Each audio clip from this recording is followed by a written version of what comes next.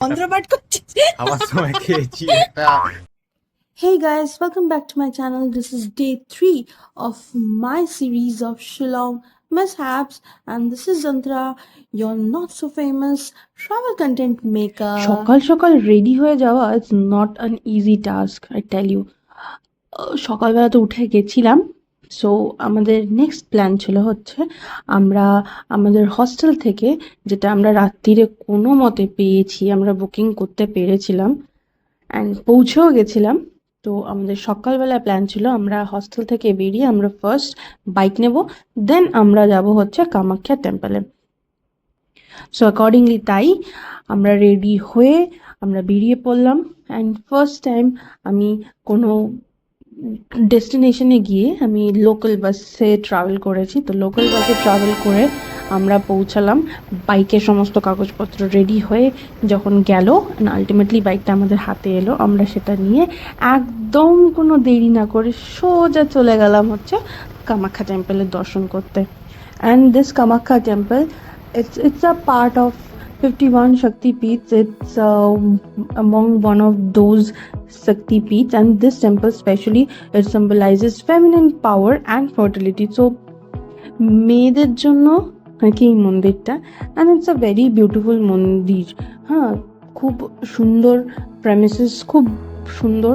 তো আমরা ওখানে পুজো দিলাম, পুজো দিয়ে বেশ কিছুক্ষণ সময় কাটালাম এবং কন্টিনিউসলি ওখানে ভিড়, মানে কিছু লোক যাচ্ছে তো আরও লোক চলে আসছে, এরকম কন্টিনিউসলি ওখানে লোকের আনাগোনা লেগেই রয়েছে।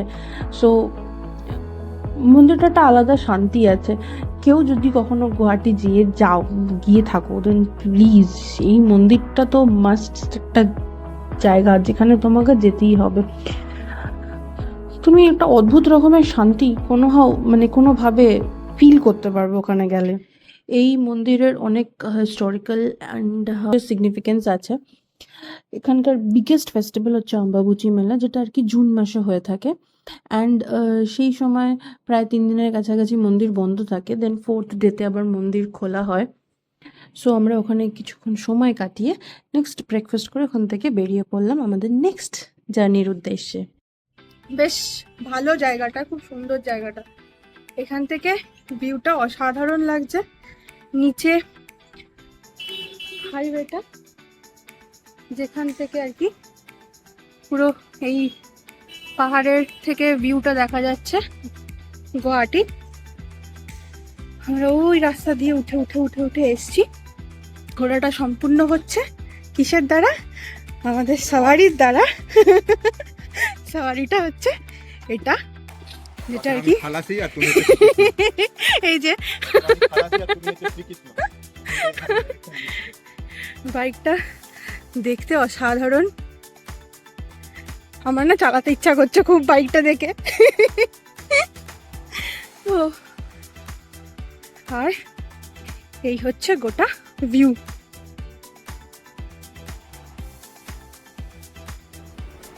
সো আমাদের নেক্সট ডেস্টিনেশন হচ্ছে উমানন্দা টেম্পল, যেটার জন্য আমাদের ফার্স্ট অফ অল কিছুটা তো বাইক চালিয়ে যেতে হবেই।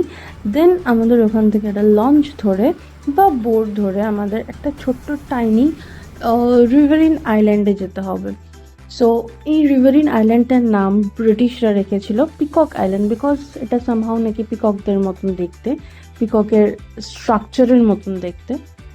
অ্যান্ড সো আমরা ওখান থেকে লঞ্চে উঠে টিকিট কেটে লঞ্চে উঠি, অ্যান্ড দেন লঞ্চে করে আমরা যাই।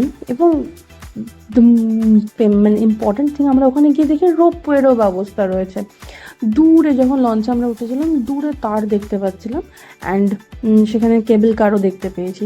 সো আমাদের ওটা এক্সপ্লোর করা হয়নি, বাট নেক্সট যদি কেউ কখনো গিয়ে থাকো দেন প্লিজ এক্সপ্লোর করবে, বিকজ খুব সুন্দর লাগছিলো। লঞ্চে তো সুন্দর লাগছিলোই, প্লাস আই থিঙ্ক কেবল কারও খুব সুন্দর লাগবে জার্নিটা। অ্যান্ড উমানন্দা টেম্পলে ওখানে টাইম টু টাইম বোট ছাড়ে, অ্যান্ড আবার ফেরত আসার জন্য বোট আছে। তো আধা ঘন্টা বেসিসে আর কি বোট কাম ব্যাক করে।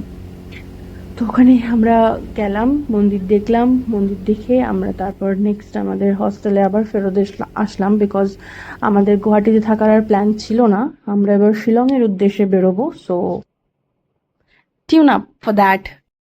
So till then, tada, bye bye, see you in the next vlog.